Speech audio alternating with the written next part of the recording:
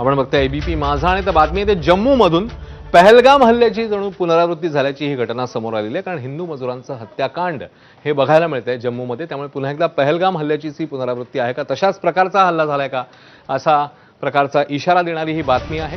2025च्या पहलगाम हल्ल्याचीच ही पुनरावृत्ती मानली जाते। या भागात काम करणाऱ्या बिगर काश्मीरी मजुरांना लक्ष्य करण्यात आलंय।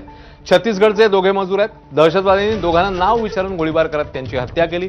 लष्कर-ए-तोयबाने हल्ल्याची जबाबदारी घेतली आहे। कुलगामच्या केलम भागात वीट भट्टीवर मजूर काम करत होते।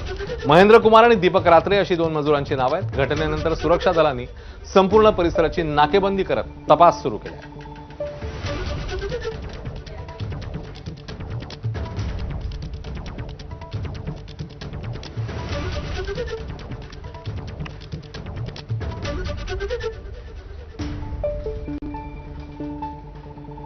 आणि आता बातम्या पावसासंदर्भातल्या। विदर्भामध्ये खास करून मुसळधार पावसाचा कहर